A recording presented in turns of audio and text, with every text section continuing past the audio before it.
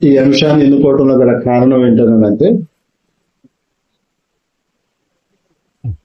నేడు ముఖ్యంగా క్రైస్తవ సమాజంలో దేవుని పిల్లలమని చెప్పుకునేటువంటి మనుషుల మధ్యన దేవుని చిత్తానికంటే మనుషుల యొక్క కల్పనలు, అధికారులు, నాయకుల యొక్క ప్రలోభాలు, అలాగనే సంఘములో ప్రముఖులైనటువంటి వారి యొక్క నిర్ణయాలు చలామణి అవటం మనం గమనిస్తాం.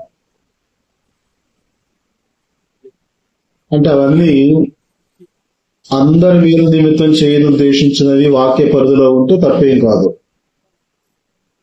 కానీ మనం గమనిస్తే దేవుని వాక్యానికి వేరుగా, ఉదాహరణకి ఒక ఇంటర్నేషనల్ ఫెస్టివల్ క్రిస్టమసే ఉంది. క్రిస్టమస్ అనే దాని గురించి గ్రంథం ఎక్కడ అసలు మనకు ఆజ్ఞాపించదు, దాని గురించి ప్రస్తావనే లేదు. కానీ ఎంత గొప్పగా జరుగుతుంది అది అంటే, మనమందరం కలిసి దాన్ని గొప్ప చేసినంత మాత్రం చేత దేవుడు అంగీకరిస్తాడా? అది కూడా చూసుకోవాలి కదా. కనుకనే స్వచిత్తానుసారమైన మనసు గలవారమా లేక దైవ చిత్తానుసారమైన మనసు గలవారం అనేటువంటిది మన యొక్క ఆత్మీయ స్థితిని సరిచేసుకోవటానికి ఈ యొక్క అంశాన్ని నేను ఎన్నుకున్నాను. దానికి మనకు ప్రేరణ ఎవరు అంటే భక్తుడైనటువంటి దావీదు. ఈయన ఎలాంటి సాక్ష్యము పొందాడు అంటే, నా చిత్తానుసారమైన మనసు గలవాడని సాక్ష్యం పొందాడు. ఎవరు? దావీదు. దావీదుని గురించి అలాంటి సాక్ష్యం ఇచ్చింది ఎవరు? దేవుడు ఇచ్చాడు. అది గొప్ప విషయం. కనుక దావీదులో నుంచి దేవునికి ఇష్టమైనటువంటి ఆ మనసు ఏదైతే ఉందో వాటిని కొన్నిటిని రోజున మనం పరిశీలించుకునే ప్రయత్నం చేసి, వాటిలో మనకి ఏదైనా మ్యాచ్ అవుతుందియా, మిస్ మ్యాచ్ అవుతుందియా, ఒకవేళ మిస్ మ్యాచ్ అయితే వాటిని ఏ విధంగా మళ్ళా రిపేర్ చేసుకోవాలనే ప్రయత్నం చేస్తే మనం కూడా మరి దావీదుకు చేసిన వాగ్దానంలో, దావీదుకి ఇచ్చినటువంటి నిత్య స్వాచ్ఛపు హక్కులో మనం కూడా పాలుభాగస్తులయ్యేదానికి అవకాశం ఉంది. ఇక్కడ మరొక మాట గుర్తు చేసుకోవాల్సింది ఏంటంటే, ఈ అంశానికి సంబంధించి దేవుడు 22వ వచనంలో యెష్షయి కుమారుడైన దావీదును కనుగొంటిని అన్నాడు. అంటే ఆ ఫలం ఏం తెలియజేస్తా ఉంది అని అంటే, ఎవరో లేనటువంటి టైంలో ఇతనే దొరికాడు. ఇలాంటి లక్షణాలు కలిగినటువంటి వారికి ఎవరో లేరు. దేవుడు ఎలాంటి వ్యక్తుల కొరకు ఎదుగుతున్నాడో అలాంటి వ్యక్తి దావీదు తగిలాడు అనేటట్టుగా అర్థమిస్తా ఉంది. అంటే వాస్తవానికి ఈ దావీదు పరిపాలన చేసుకునే పరిస్థితులకి, ఆ కాలానికి కొంత మనం వాళ్ళ చరిత్ర బ్యాక్గ్రౌండ్ ఒకసారి మనం అబ్జర్వ్ చేస్తే, ఎలాంటి పరిస్థితుల్లో దావీదు దేవుని వెంబడించాడో మనకి అర్థం అవుతుంది. ఉదాహరణకి ఇక్కడ మన దేవుడు ఏమన్నాడు? కనుగొంటిని అన్నాడు. అంటే దేవుడు ఏం చేస్తాడు? వెతుకుతున్నాడు అన్నమాట. తనకి చిత్తానుసారమైన మనసు గలవాడు వెతుకుతూ ఉన్నాడు. దానికి సంబంధించిన కొన్ని వచనాలు కూడా మనం గుర్తు చేసుకోవచ్చు. 53వ కీర్తన 2వ వచనంలో, 53వ కీర్తన 2వ వచనంలో ఏమంటుందంటే, ఆయన ఆకాశము నుండి చూచి నరులను పరిశీలన చేస్తా ఉన్నాడు. వివేకము కలిగి దేవుని వెదకువారు కలరేమో అని ఆయన వెతుకుతున్నాడట. ఎలాంటి వాళ్ళు? వివేకము కలిగి దేవుని వెతికేటువంటి వాళ్ళు కలరేమో అని ఆకాశం చూసి నరులను పరిశీలన చేస్తున్నాడు. అంటే దేవుణ్ణి వెంబడించే వాళ్ళు కోకొల్లలుగా ఉన్నారు, కానీ దేవుడు అనుకుంటున్నట్లుగా వెంబడించేవారు ఎంతమంది ఉన్నారనేది ప్రశ్న. అయితే దేవుడు కోరుకున్న లక్షణం ఏంటంటే వివేకము కలిగి దేవుణ్ణి వెతకటం. వివేకము అనంటే మనకు తెలిసిన వాటిలో జ్ఞానమని, తెలివినని, మంచి చెడుల యొక్క విచక్షణని మనం అనుకుంటుంటాం. అవి లోక సంబంధంగా కరెక్టే. కానీ బైబిల్ గ్రంథంలో వివేకం అనే దానికి ఒక నిర్వచనం ఇచ్చింది. యోబు గ్రంథము 28వ అధ్యాయము 28వ వచనం మనం గమనిస్తే ఆ వచనంలో రెండో భాగం ఏముంటుందంటే, దుష్టత్వముని విడుచుటయే వివేకమని ఆయన నరులకు సెలవిచ్చను అని ఉంటుంది. అంటే వివేకం అంటే అర్థం ఏంటంటే దుష్టత్వాన్ని, చెడుని విడిచిపెడితేనే వివేకం కలిగి ఉన్నట్టు లెక్క.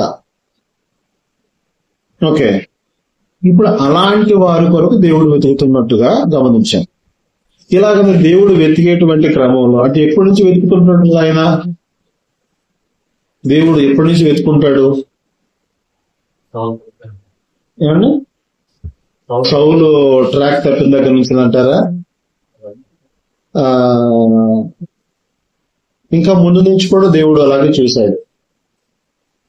ఉదాహరణకు మనం గమనిస్తే సృష్టి ఆరంభం నుంచి కూడా ఆదాము కుటుంబంలో ఎవరున్నారా అని చూశాడు.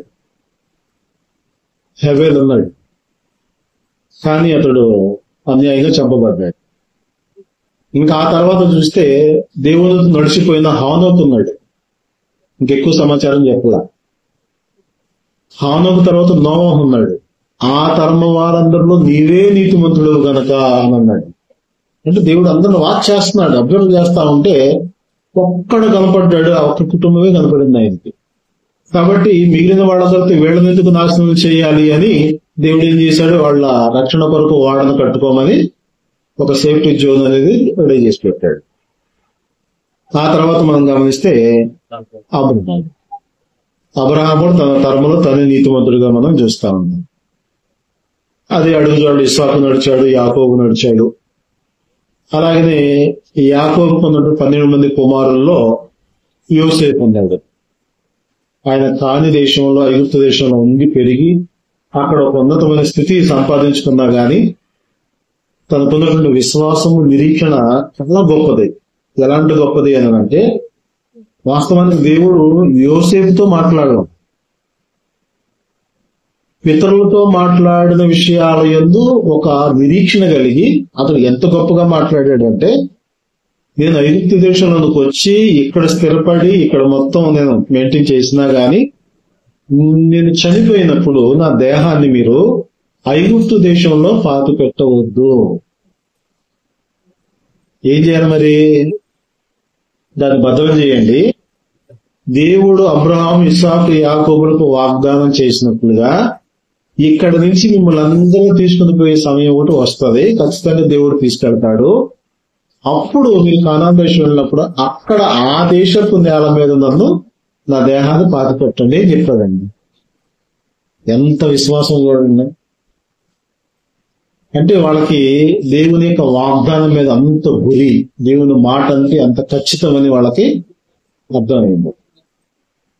ఇంకా యోసేపు తర్వాత ఎవరున్నారు అంటే, ఒక్కొక్క తరాన్ని ఎత్తుక్కుంటూ వస్తుంటే ఎవరెవరు కనిపించారు దాని గురించి మనం ఒక ఓవరాల్ గా సర్వే చేసుకుంటూ వచ్చేస్తున్నాం, రిఫరెన్స్ లేకుండా.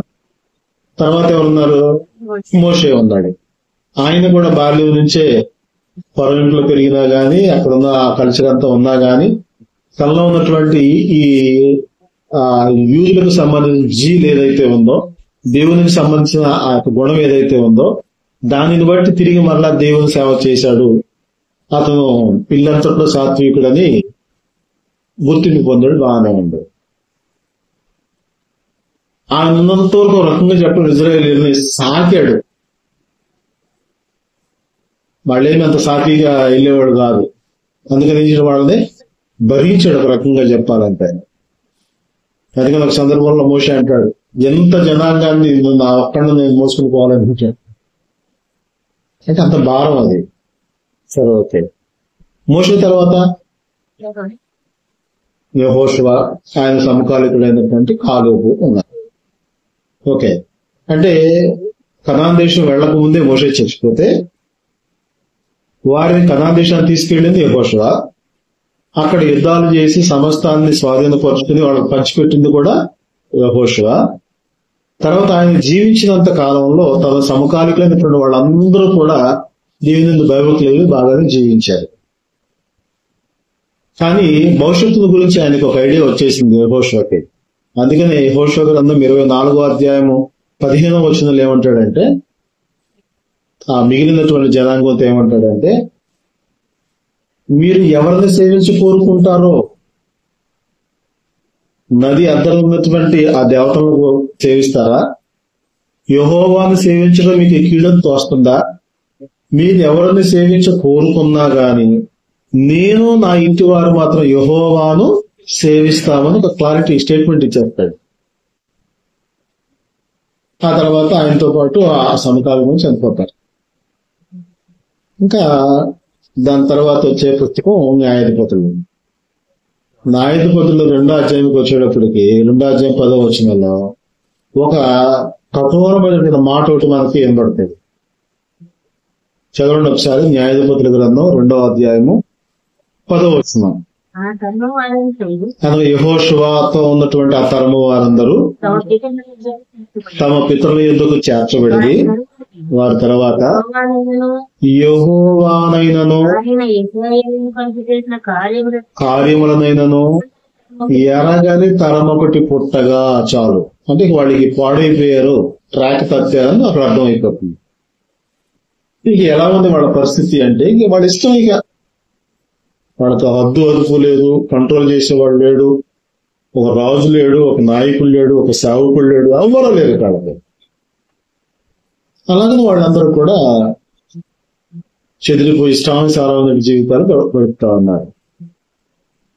మరి న్యాయాధిపతులు అన్నటువంటి పేరు ఎందుకు వచ్చింది అంటే, ఇలాగనే దేవుని విడిచి వాళ్ళు జీవించినటువంటి కొంతకాలం తర్వాత వాడి యొక్క చెడ్డ ప్రవర్తనకు సంబంధించిన ప్రతిఫలం కీడుగా బాధలుగా వాడు పొందుతూ ఉన్నప్పుడు అప్పుడు వాడు గుర్తుకొచ్చేవారు. ఎవరో దేవుడు గుర్తొచ్చి, అయ్యయ్యో మన పితరులు మనకు నేర్పింది ఇది కాదు కదా, మనం జీవము గల దేవుని వెంబడించాలి కదా, ఆయన మనం విడిచిపెట్టినది మనకి పరిస్థితి వచ్చిందని చెప్పేసి అనుకుని వాడు పశ్చాత్తాపడి మారుమనసు పొంది ప్రార్థన చేస్తే వాళ్ళ కొరకు దేవుడు ఒక న్యాయాధిపతిని పుట్టించేవాడు.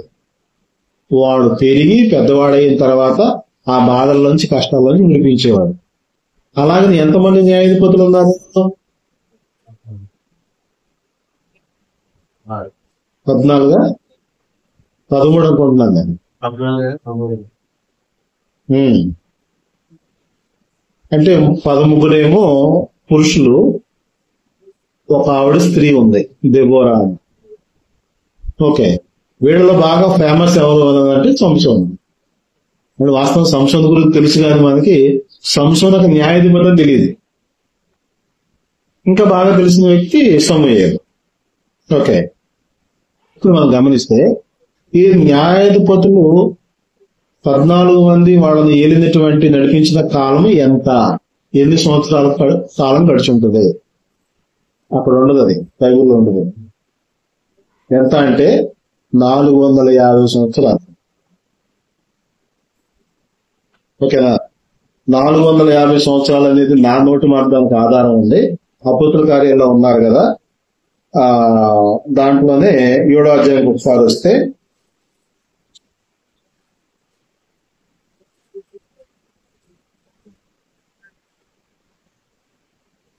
7వ అధ్యాయంలో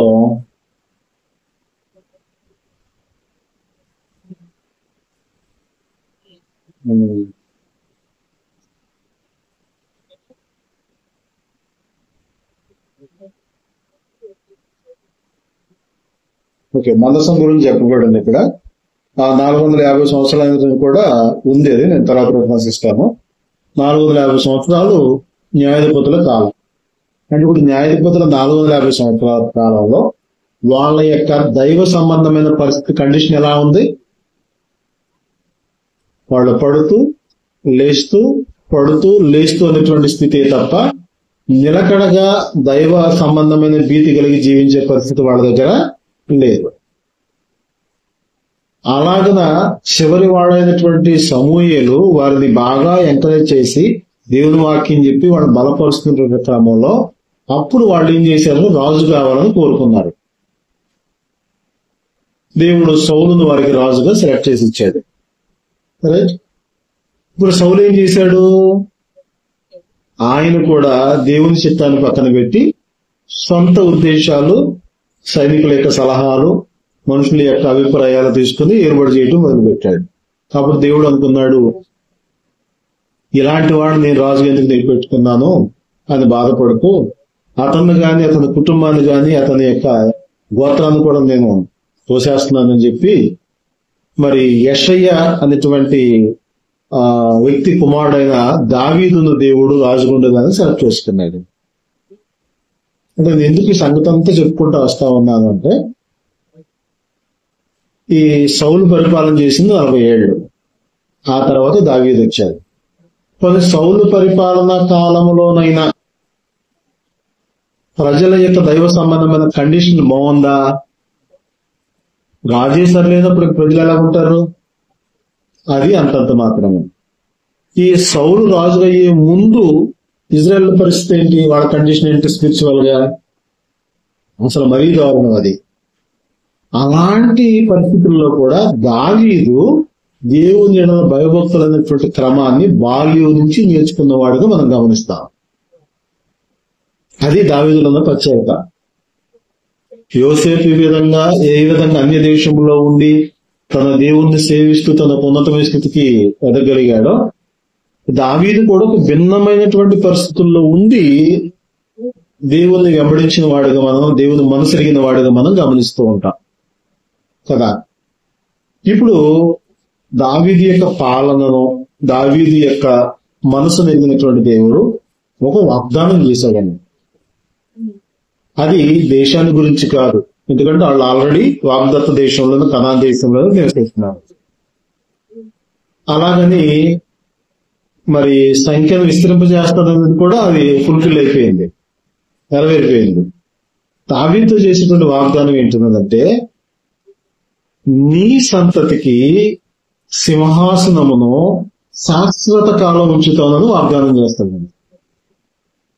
సింహాసనం అంటే అధికారం, రాజుగా ఉండేటువంటి హక్కు శాశ్వత కాలం ఇస్తాను. అది ఎంతవరకు అంటే ఆకాశము భూమి నిలుచున్నంత వరకు ఉంటుంది అని చెప్పాడు.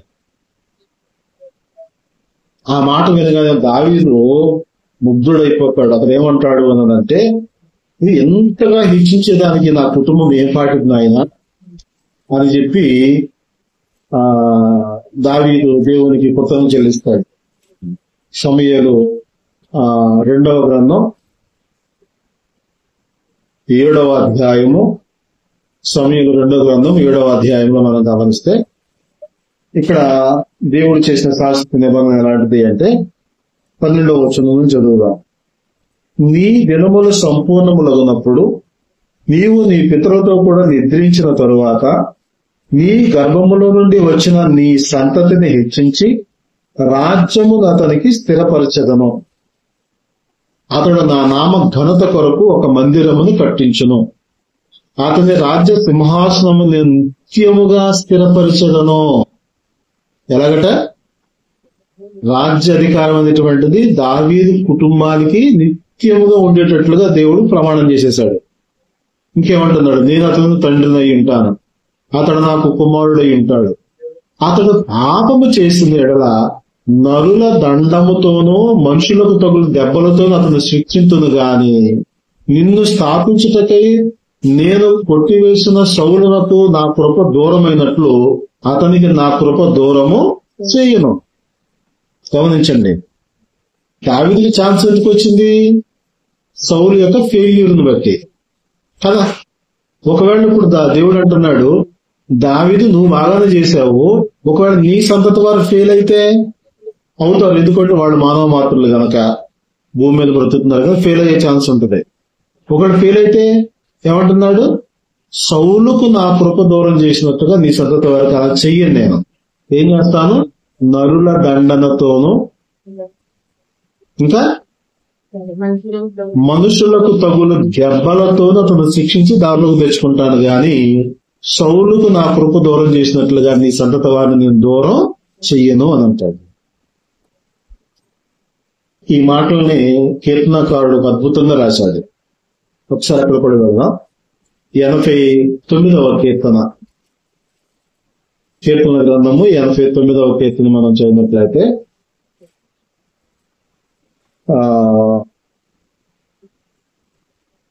ఎక్కడి నుంచి ఉందంటే 20వ వచనం నుంచి ఇదే ప్రవచనం చెప్తాడు. నా సేవకులను దావీదును నేను కనుగొన్నాను, నా పరిశుద్ధ తైలముతో అతన్ని అభిషేకించున్నాను, నా చెయ్యి ఎడితే కదా తోడుగా ఉంటది అని తన యొక్క స్థితిగతుల గురించి మాట్లాడిన తర్వాత ఇక్కడ 28వ వచనం చూడండి, 27 నుంచి.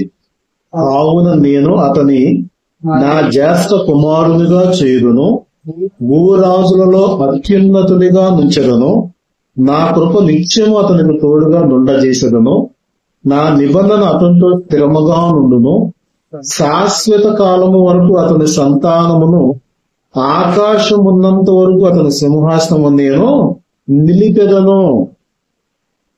అంటే భూమి ఆకాశాలు ఉన్నంత వరకు దావీదు కుటుంబానికి ఏముంటది? రాజ్యం, అధికారం అనేది ఉంటది. అలాగే మరి వాళ్ళు తప్పు చేయరా? అది కూడా చెప్పాడు ఇక్కడ మళ్ళీ ఏమని, అతని కుమారులు నా ధర్మశాస్త్రమును విడిచి నా న్యాయ విధులను నాచరింపని ఎడల వారు నా కట్టడలను అపవిత్రపరిచి నా ఆజ్ఞలను గైకొనని ఎడల నేను వారి తిరుగుబాటునకు దండముతోనూ వారి దోషములకు దెబ్బలతోనూ వారిని శిక్షించదను. కాని నా కృపను అతనికి బొత్తిగా ఎడము చేయను, అబద్ధికుడనై నా విశ్వాస్యతను విలువను, నా నిబంధనను నేను రద్దుపరచను, నా పెదవుల గుండా బయలు వెళ్లిన మాటను మార్చను. ఓకే, ఎందుకు ఈ మాటలను మనం గమనిస్తున్నామంటే మనుషుల యొక్క స్థితిగతులు దేవుడికి బాగా తెలుసును. ఎలాంటి వారో, ఎలాంటి మనసు కలిగి ఉంటారో అన్ని తెలుసు. కానీ దావీదును గమనించినప్పుడు దావీదు ఒక శాశ్వతమైనటువంటి వాగ్దానం చేసేసాడు. నేనేమంటా అంటే ఎందుకు దావీదుకు అలాంటి వాగ్దానం చేశాడు?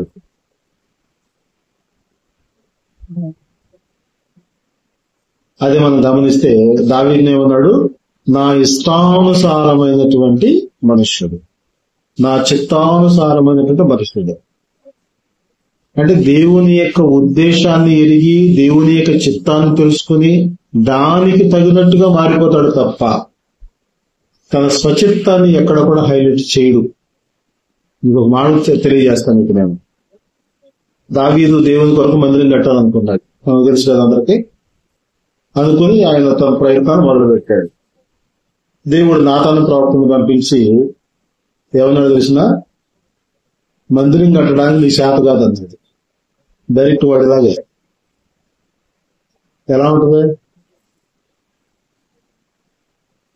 అసలు మందిరం కట్టాలని తలంపు వచ్చింది ఈయనకి, ఇజ్రాయేల్ ప్రజలు మొత్తం మీద. పైగా రాజుగా ఉన్నాడు. రాజుగా ఉన్నాడు చేయకుండా మానుకుంటాడా? చేయాలంటే పట్టుదల ఉంటే చేయగలరా? కానీ దేవుడు నీ శాత కాదు, నీ కుమారుడు కడతాడులే అంటే దానికి కూడా దావీదు ఎదురు చెప్పాడు. అది దావీదు యొక్క మనసు యొక్క పరిమాణం అన్నమాట. అంటే ఎక్కడ కూడా ఆయన తన యొక్క ఆలోచనలను, తన స్థితిని దేవునికి వేరుగా ఉంచడానికి ఇష్టపడడం. అందుకని మనం గమనిస్తే ఇప్పుడు బత్షెబతో పాపం చేసినప్పుడు కూడా బిడ్డ పుట్టినాక ఆ బిడ్డ విషయమే అతడు ఉపవాసం ఉండి ప్రార్థన చేస్తాడు. ఉపవాసం ప్రార్థన చేసేది ఎందుకు? పట్టుదలలో సాధించుకోవటానికి కదా. కానీ దేవుడు అక్కడ ఏం చేశాడు? శిక్షించాడు. ఇతను పాపాన్ని బట్టి బిడ్డను శిక్షించాడు. ఆ బిడ్డ చనిపోవడం జరిగింది. ఆ తర్వాత ఫ్రీ అయిపోయాడు. అంటే అంత మెచ్యూర్డ్ ఉన్నాడు ఎవరు దావీదు. ఒకటే అన్నాడు, బిడ్డ చనిపోయిందా? చనిపోయింది. ఓకే, లేచాడు, కాడుసేలు కడుపుడు భోజనం పెట్టండి అన్నాడు. అదేంటి? బిడ్డ ప్రాణంతో ఉన్నప్పుడేమో ఉపవాసం ఉండి నానా యాతన పడుతూ దేవుడి దగ్గర వేడుకున్నావు, చనిపోయిందని తెలిసిన తర్వాత నువ్వు చాలా ఫ్రీగా ఉన్నావంటే ఒకటే చెప్పాడు, నేను వాడి దగ్గరికి వెళ్తాను కదా, వాడు నా దగ్గరికి వస్తాడా? దేవుని చిత్తం ఇలాగ ఉన్నప్పుడు దీన్ని మార్చడం ఎవరి తరం కాదు. కాబట్టి ఏం చేయాలి? ఆ చిత్తానికి అనుకూలంగా మన మనసును మార్చుకోవాల్సిందే తప్ప దేవుడు మారాడు. కనుక దావీదు విషయం దేవుడు అంత శాశ్వతమైనటువంటి ఒక వాగ్దానాన్ని చేశాడు. మరి ఆ వాగ్దానం ఇప్పటికీ ఇంప్లిమెంట్ అవుతుందా? మిమ్మల్ని ప్రశ్నిస్తున్నాం. ఏది? ఆకాశం ఉన్నంత వరకు, భూమి ఉన్నంత వరకు, అతని సంతతికి సింహాసనం ఉంటున్నాడు, అధికారం ఉంటున్నాడు కదా, ఇప్పటికీ ఉందా మనది? ఉంది. అంటే తన సొలొమోను దావీదు కుమారుడిగా పరిపాలన చేశాడు ఒక 40 ఏళ్ళు. ఆ తర్వాత సొలొమోను కుమారుడు రెహబాము వచ్చి కొంతకాలం పరిపాలన చేశాడు. ఆయన పరిపాలన చేసే కాలంలో ఐక్యరాజ్యము 2 భాగాలుగా విడిపోయింది. విడిపోయిన దానిలో 2 గోత్రాలు ఒక రాజ్యంలో, 10 గోత్రాలు ఒక రాజ్యంలో ఉన్నప్పుడు ఆ 2 గోత్రాల రాజ్యాన్ని యోధా కుటుంబానికి సంబంధించిన వారు, యోధా గోత్రానికి సంబంధించిన కుటుంబీకుల వాటిని ఏలుబడి చేసుకుంటూ వచ్చారు. దానికి సంబంధించి మొదటి వాడేమో రెహబాము, ఆఖరి వాడేమో కొన్యా. అతను సిద్ధియా అని పేరు కూడా ఉంది. ఓకే, ఆఖరి వాడు. అక్కడతోటి యూదులు గాని లేకపోతే యోధా సంబంధమైన రాజ్యానికి సంబంధించిన మనుషుల భూ సంబంధమైన పరిపాలన అంతమైపోయింది. మీరు గమనించండి. ఈ యోధా రాజ్యం కంటే ముందే ఈ ఇంకో రాజ్యం ఉంది కదా, ఉత్తర రాజ్యం అంటారు, లేకపోతే దాన్ని ఇజ్రాయెల్ రాజ్యం అంటారు కదా, అది అష్షూరు చెరకు వెళ్ళిపోయింది ముందే.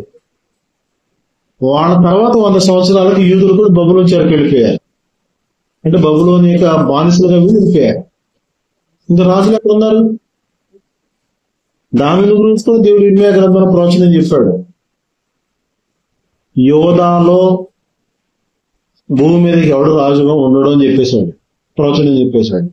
అలాగనే అది నెరవేరిపోయింది. కానీ వాళ్ళు మరలా బబులోన్ నుంచి చెర నుంచి బయటకు వచ్చిన తర్వాత క్రీస్తును దావీదు సంతతిలోంచి తీసుకొని వచ్చి క్రీస్తును ఇప్పుడు ఈ రోజున ఆత్మ సంబంధమైన రాజుగా దేవుడు నిలబెట్టిన క్రమాన్ని బట్టి ఈ రోజుకి దావీదు యొక్క సింహాసనము అధికారం చేస్తూనే ఉంది. ఇప్పుడు క్రీస్తు నందు విశ్వాసం ఉంచడాన్ని బట్టి మీరు, నేను, మనం కూడా ఆ రాజ్యవాసులుగా ఉండగలిగాం. అంటే ఇప్పుడు ఆయన చెప్పిన వాగ్దానంలో మనం పాలుభాగస్థలం అయ్యామా లేదా? అయితే అంత ఆధిక్యత మనకి ఈ రోజున చాలా ఈజీగా వచ్చినట్టు చెప్పుకోవాలి. ఇది అదేమో వాళ్ళ జీవితాన్ని కాపాడుకున్న కష్టాలు పడి, యుద్ధాలు చేసి, పోరాటాలు చేసి, దేవుని ఆజ్ఞలో ఎక్కడ ఫెయిల్ అవుతామనేటువంటి ఆందోళనతో బ్రతికినటువంటి వాళ్ళు అంత కష్టపడి సంపాదించుకుంటే ఈ రోజున ఈ క్రీస్తు రాజ్యంలో పౌరసత్వం మనకి ఈజీగా దొరికింది. అయితే దొరికినంత మాత్రం చేత ఆ రాజ్యము యొక్క వాగ్దానం ఏదైతే ఉందో అది శాశ్వత కాలం మనకి, మరణ పర్యంతం వరకు శాశ్వత కాలం మనకి ఉండాలి అంటే దావీదుకు ఉన్నటువంటి ప్రత్యేకమైన గుణాలు, లక్షణాలు మనకు ఉంటే చివరి వరకు మనం కొనసాగుతాం. ఇక్కడ లేకపోతే కష్టమే. మీరు గమనించుకోండి. ఎందుకంటే దావీదు తన చిత్తానుసారమైన మనసు గలవాడని ఎరిగి అతనికి శాశ్వతమైన నిబంధన చేసి, ఆ నిబంధనను ఎక్కడ అంటే మనుషులను బట్టి బ్రేక్ అయిపోయినా తన కుమారుడు క్రీస్తుని బట్టి మళ్ళా దాన్ని కొనసాగించి ఇప్పటి వరకు, అనగా ఒక రకంగా చెప్పాలంటే యేసు ప్రభు పరిపాలన ఇప్పటి వరకు కొనసాగుతుంది, అంతం వచ్చే వరకు. కొరింథీ మొదటి పత్రిక 15వ అధ్యాయము 24-25 వచనాల్లో చెప్తాడు కదా. కొరింథీ మొదటి పత్రిక 15వ అధ్యాయము 24-25 వచనాల్లో చూస్తే సమస్తమైన ఆధిపత్యమును,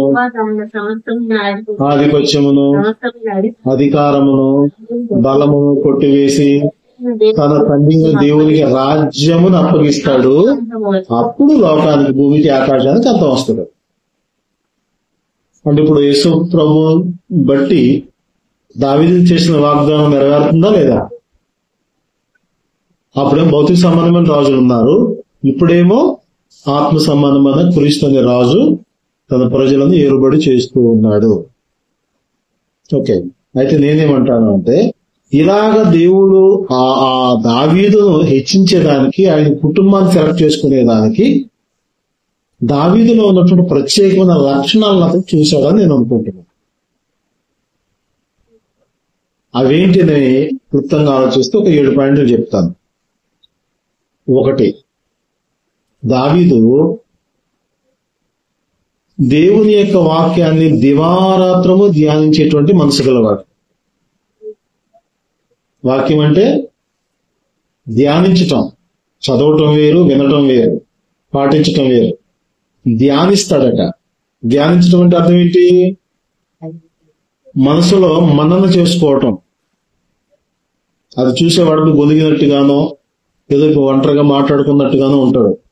కానీ అదే వాక్యాన్ని, చదివిన దాన్ని, విన్నదాన్ని, అర్థం చేసుకున్న దాన్ని తన మనసులో పదే పదే మాట్లాడుకుంటూ ధ్యానం చేసుకుంటూ ఉండటం. వాటికి నేను రిఫరెన్స్లు ఇవ్వను, మీరే తయారు చేసుకోవాలి రిఫరెన్స్. 7 పాయింట్లు మాత్రం వాళ్ళకి అదే హోంవర్క్. నేను ఓకే. దివారాత్రులు దేవుని వాక్యాన్ని ధ్యానించి మనసు గలవాడు. రెండవది, దేవుని యొక్క వాక్యాన్ని చదవటానికి ముందేం చేసేవాడు? ధ్యానించేవాడు. ఇప్పుడు రెండవది, దేవుని వాక్యాన్ని చదవటానికి అర్ధరాత్రి వేళ మేల్కొంటాడంట. ఎప్పుడు లెగుతాడు వాక్యం చదువుకోవడానికి? రాజు కదా, వాడి తీరుదైన పనులు అర్ధరాత్రి వేళ మేల్కొనేవాడు. ఆ రిఫరెన్స్ ఎక్కడుందో మీరు దాన్ని రాసుకోవాలి, ఎత్తుకుని రాసుకోవాలి. తర్వాత మూడో విషయం వస్తే, అతడు ప్రతిరోజు పెందల పెడని చాలా చీకటిగా ఉండగానే లేచి వేకువజామున లేచి తన కంఠస్వరాన్ని దేవునికి వినిపించాలని ప్రార్థన రెడీ చేసి పెట్టుకునేవాడట. అంటే మొట్టమొదటిగా ప్రతిరోజు ఉదయాన్నే ఎవరితో మాట్లాడాలనుకునేవాడు? ఆయన తన కంఠస్వరాన్ని దేవునికే వినిపించాలని ఆలోచన కలిగి ప్రార్థన సిద్ధం చేసుకుని రెడీగా ఉండేవాడట. ఎన్నొచ్చింది? 3 వచ్చింది. 4వది, దేవుని మందిరావరణములంటే ఎడతెగని ఆశ ఆయనకి. వాక్యాల్లో ఉంటది, నీ మందిరావరణములు చూడవలనని నా ప్రాణము తృష్ణగొనుచున్నది అంటాడు. అంటే ఎప్పుడు నేను వెళ్తాను? దేవుని మందిరమునకి వెళ్ళురు మన జనులు అన్నప్పుడు సంతోషించాను. అంటే అక్కడ కట్టలేదు మందిరం, అప్పుడు ప్రత్యక్ష గుడారమే ఉంది. కానీ అక్కడికి వెళ్ళటం అంటే ఆయనకు ఒక భీతి అన్నమాట. చాలా ఎక్సైట్మెంట్ ఫీల్ అవుతుంది. తర్వాత ఎన్నైంది ఇప్పటికి? 4. ఓకే. తర్వాత దేవుని మందిరం కట్టాలి దేవుని నామ ఘనత కొరకు అని ఆలోచన చేసిన వాడు దాని కొరకు ఇంచుమించు 2 లక్షల మణుగుల బంగారాన్ని కానుకగా సిద్ధం చేసినాడు. ఎంత? 2 లక్షల మణుగుల బంగారం. మణుగు వచ్చి యావరేజ్ గా 10 కేజీలు వచ్చింది, 10-11 ఉంటుంది. అలాంటిది ఎన్ని మణుగులు? 2 లక్షల మణుగుల బంగారాన్ని ఇచ్చి దేవుడికి ఇచ్చినవాడు ఆయన. ఓకేనా? ఎన్ని పాయింట్లు వచ్చినప్పటికీ? 5.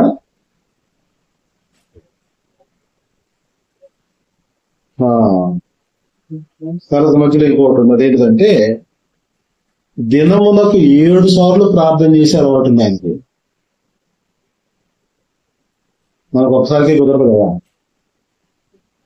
అంత తిరిగి అంత టైం మనకాడ ఉంటుంది. కానీ మహారాజు అయ్యింది దావీదు రోజుకి ఎన్నిసార్లు ప్రార్థన చేసేవాడు? 7 సార్లు ప్రార్థన చేసేవాడట.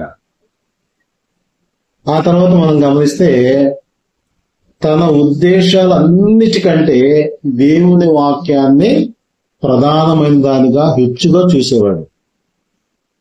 ఎన్ని వచ్చినాయి? 7 పాయింట్లు వచ్చినాయా? అంటే ఈ ప్రత్యేకమైన లక్షణాలు దావీదుకు ఉన్నటువంటివి. తనలో కూడా బలహీనతలు ఉన్నాయి. కొన్ని తప్పులు చేశాడు, కొన్ని శరీర సంబంధమైన తప్పులు చేశాడు, కొన్ని మానసిక సంబంధమైన తప్పులు చేశాడు. శరీర సంబంధమైన తప్పేమో బత్షెబాతో వ్యభిచారం చేయటం. మానసిక సంబంధమైన తప్పులు ఏంటి అని అంటే ఇశ్రాయేలు ప్రజలను జనసంఖ్య చేయటం, జనాభా లెక్కలు చేశాడు. దానివల్ల కూడా చాలా మంది చచ్చిపోయారు. కోపం దేవుని శిక్ష ఉన్నాయి, కొన్ని బలహీనతలు ఉన్నాయి.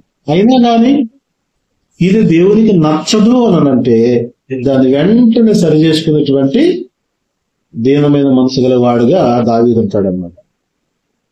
ఒకసారి ఈ 7 పాయింట్లలో, 7 ప్రత్యేకతల్లో మనకి ఎక్కడన్నా ఏదైనా ఒకటన్నా మ్యాచ్ అవుద్దా?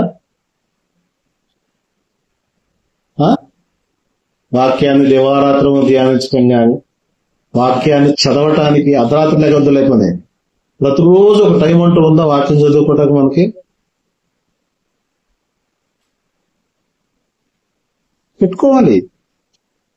మరి ఉదయమో సాయంత్రం మధ్యాహ్నం మనకి ఎప్పుడు వీలైతే అప్పుడు వీలు చూస్తూ ఆ వీలు తగ్గట్టుగా ఒక పర్టికులర్ టైం అంటూ పెట్టుకుని ఆ టైంలో ప్రతిరోజు దాన్ని చేయాలి, ఆ పని చేయాలి. అలాగనే 7 మార్లు ప్రార్థన చేయటం అంటే ఇలాగే చేయొచ్చు. ప్రతి పని చేసేటప్పుడు లేకపోతే ఆహారం తీసుకునేటప్పుడు ఏదో సందర్భంలో మనం ప్రార్థన అనేది తరచుగా చేస్తూ ఉండొచ్చు. ఇంకా దేవుని మందిరం విషయంలో ఆసక్తి అంటే ఇప్పుడు దేవుని మందిరం ఏది? సంఘము. సంఘం పట్ల మనకు అమితమైనటువంటి అభిలాష ఉండాలి, కోరిక ఉండాలి. అలాగే దానికి సంబంధించిన పరిచయం ఏదైతే ఉందో దానిలో నేను కూడా పార్టిసిపేట్ చేయలేనటువంటి ఆ ప్రశ్న మనకు ఉండాలి. ఇలాగ దావీదుకు ఉన్నటువంటి లక్షణాలు ఏవైతే ఉన్నాయో అవి మనం కూడా కలిగి ఉండగలిగితే ఇప్పుడున్నటువంటి రాజ్య వారసులుగా ఉన్న వాగ్దానం శాశ్వత కాలంలో ప్రవేశించేదానికి మనకు అవకాశం ఉంటుంది. దావీదు అనగానే మనకి గుర్తొచ్చేది నేరాలే గుర్తొస్తాయి. కానీ దావీదులో చాలా మంచి లక్షణాలు ఉన్నాయి. వాటిని కూడా మనం అభ్యాసం చేస్తే అది మనకు మేలుకరంగా ఉంటుంది. తర్వాత ఇంకొక మాట, దావీదు వంటి లక్షణాలు కలిగినటువంటి వారు క్రైస్తవులు ఎవరైనా ఉన్నారా? ఓల్డ్ టెస్టిమెంట్ లో దావీదు గురించి మనకెందుకండి, కొత్త నిబంధనలు ఎవరైనా ఉన్నారా? తన స్వాభిప్రాయం కంటే వాక్యాన్ని ఎక్కువగా చూడటం, వాక్యాన్ని ధ్యానించటం, వాక్యాన్ని పఠించటం, చదవటం, సంఘాన్ని గురించి ఆసక్తితో ఉండటం, ఇలాగ చేసిన వాళ్ళు ఎవరైనా ఉన్నారా క్రైస్తవులు? ఎందుకు లేరు? బోర్డు ముందు ఉన్నారు. అపోస్తలుల పరిస్థితి ఏంటి? వాళ్ళ ధ్యాస అంతేగా వాక్యం వాక్యం వాక్యం వాక్యం. అపోస్తలుల కాలం మందు పుట్టిన పౌలు సంగతి ఏంటి? ఏమంటాడు? బ్రతుకుట క్రీస్తు, చావైతే లాభం నాకు. అది ఎంతగా సరెండర్ అయిపోయాడు క్రీస్తుకి. అయినా కదా ఇంకా ఉన్నారు. తిమోతి ఉన్నాడు, ఎఫ్రొదితు సహోదరుడు ఉన్నాడు, తర్వాత అకుల ప్రిస్కిల్లాలు ఉన్నారు. ఒకవేళ కొన్ని వచనాలు చదువుతాం. పౌలు గురించి అయితే ఫిలిప్పీయులకు రాసిన పత్రిక మొదటి అధ్యాయము 21వ వచనం మనం గమనిస్తే పౌలు అంటాడు, నా మట్టుకైతే బ్రతుకుట క్రీస్తు, చావైతే లాభం.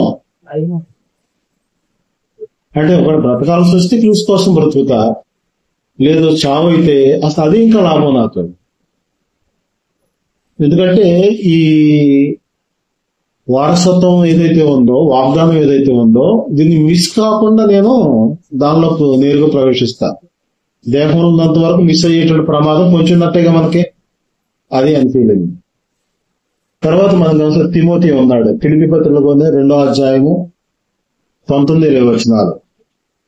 ఫిలిప్పీ పత్రిక 2వ అధ్యాయం 19-20 వచనాల్లో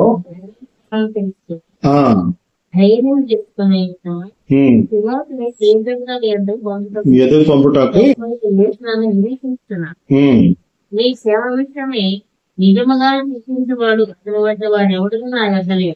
చాలు. పరిశుద్ధుల యొక్క క్షేమాన్ని గురించి, పరిశుద్ధుల యొక్క స్థితి గురించి చింత అంట తిమోతికి. అంటే రక్షణ పొందిన సోదరుడు ఎట్టున్నాడో, సోదరు ఎలాగుందో, సంఘం ఎలాగుందో, ఇదే బాధ ఆయనకి. అంటే సంఘాన్ని గురించి ఎంత తపన, సంఘ సభ్యుల గురించి ఎంత బాధ్యత. అలాగే ఇంకో ఆయన కింద వచనాల్లో అక్కడే అదే 2వ అధ్యాయంలోనే 25-26 వచనాలు మనం గమనిస్తే ఎఫ్రొదితు అనేటువంటి సోదరుడు ఉంటాడు. అతడంట సంఘం కోసం కష్టపడి రోగి అయిపోయాడంట. అంటే తన ఆరోగ్యాన్ని కూడా పట్టించుకోనంతగా సంఘ పరిచర్య కోసం పాటుపడ్డాడు. ఆయన రోగి అయిపోయాడు, పౌలుకు బాధేసింది. కానీ దేవుడు కనికరించాడు, ఉంటాడు. ఓకే. ఇంకా మనం గమనిస్తే ఆ యువోదియ తుంతికి అనేటువంటి వాళ్ళు ఉన్నారు అక్కడ 4వ అధ్యాయం 2వ వచనంలో ఫిలిప్పీ పత్రికలో. ఫిలిప్పీ 4:2 యువోదియ సుంతికి అనేటువంటి వాళ్ళు చేసిన పనిని బట్టి పౌలు అప్రిషియేట్ చేస్తూ వాళ్ళ పేర్లు జీవ గ్రంథంలో నేను స్టేట్మెంట్ కూడా చేశాడు. ఎవరండి ఇదంతా? మనకంటే ముందు రక్షణ పొందినోళ్లేగా, మనకంటే ముందు విశ్వాసం బ్రతుకున్నోళ్లే కదా, వాళ్ళకి సాధ్యమైంది. ఇంకా అలాగే గమనిస్తే రోమపత్రిక 16వ అధ్యాయము 1-2 వచనాల్లో కిబే అనేటువంటి ఒక సహోదరుడు ఉంటుంది. రోమపత్రిక 16వ అధ్యాయం 1-2 వచనాలు చదవండి.